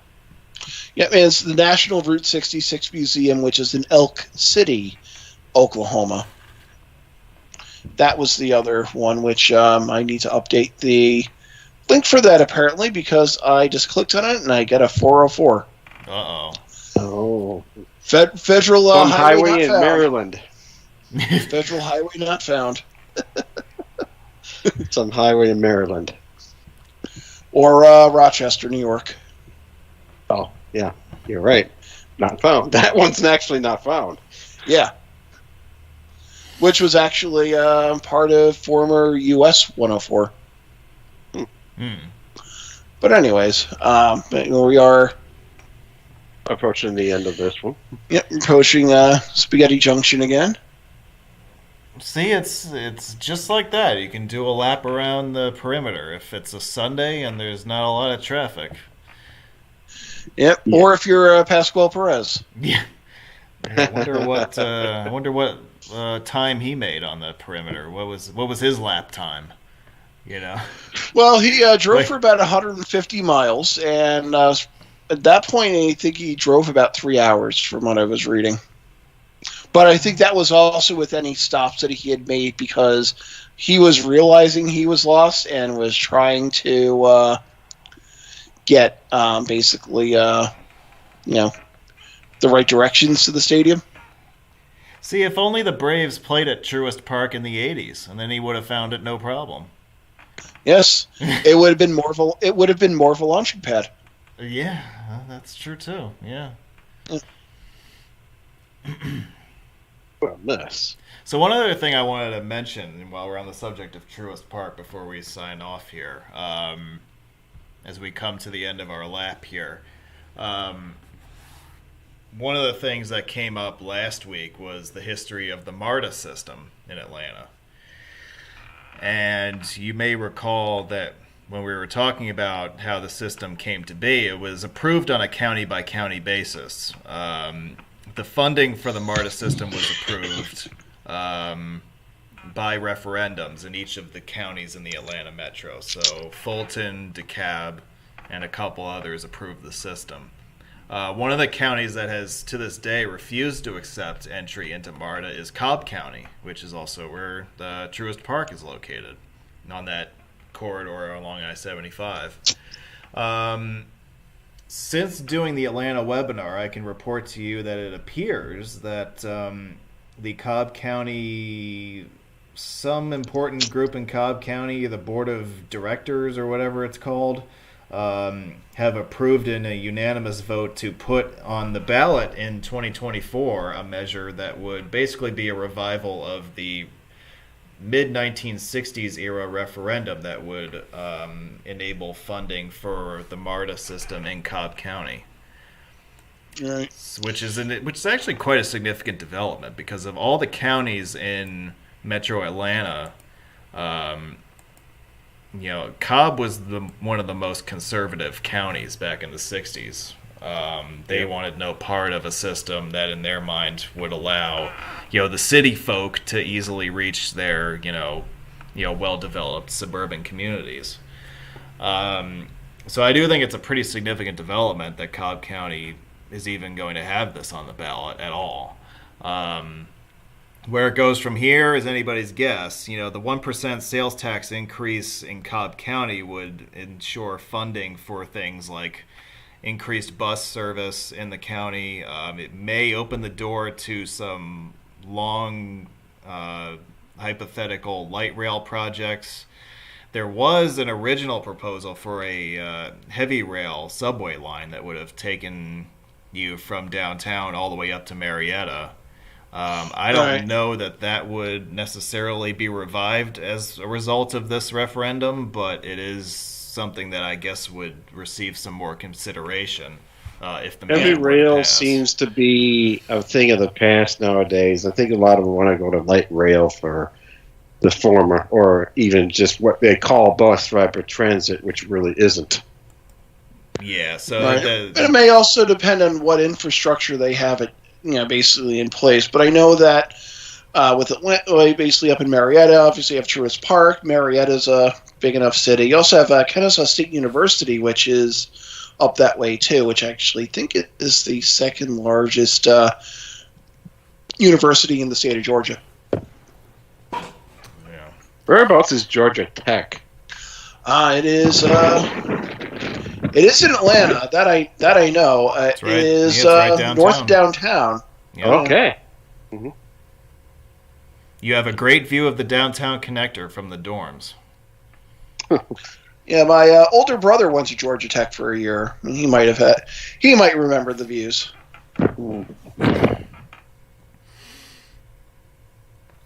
Yeah, so that's Atlanta for you. Yeah. Any questions, comments from folks in the live chat, guys? Have any closing thoughts on your end, Doug, Scott? No closing thoughts on my end. If you drive the perimeter, make sure you have your GPS. Yes. And if you drive the perimeter, make sure you do it on a day there's no traffic. And bring your wallet. Yes. All wonderful advice from you guys. Yes. It's just like New York City. Do it on a Sunday morning. Yeah, I mean that's I grew up in the New York City area, so I'm used to that kind of thing. And so whenever I do, video runs for the channel in urban areas, I've just kind of trained myself to say, you know what, I'm just going to go on the weekend because it's just a much better chance of being able to get through reasonably. And so that's kind of how it worked out for the Atlanta stuff, and that's how it's so far worked out here in North Texas. So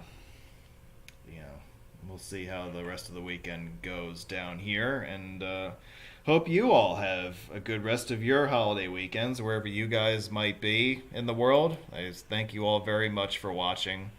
Hope to see you right back here next week for our Cleveland show. That should be a lot of fun. That should really be a lot of fun because I don't have any friggin' notes made up for that. So I'm hoping that some of you guys will have something to say about that. Well, I see on your desktop Cleveland Notes. Yeah, well, it's there, but I think it's blank for the most part. I don't think I've actually written anything in that Word doc. Same thing for the Twin Cities one. I don't know when the hell I'm going to get around to that one either. But, I don't know. We'll figure it out. And we'll get the answer to the question of where I'm going to be broadcasting from next Saturday. Yep. Also, that should be interesting. Yep. All right. Well, thank you, Doug. Thank you, Scott, for keeping me company tonight. Likewise. Right on. And look forward to seeing the rest of you and everybody else next week. Hope to see you then. I hope you found this show useful. Until next time. Yes, and if you like this episode, click the like button. Absolutely. And subscribe. Subscribe. Follow me on all my, Smash those buttons. yeah, all those social media pages that I've mentioned in the past. So. Spam a comment. Yeah, you can do that too. All right, I'm out of here. I got some work to do tonight, so I'll catch you all later. See you next week. Right.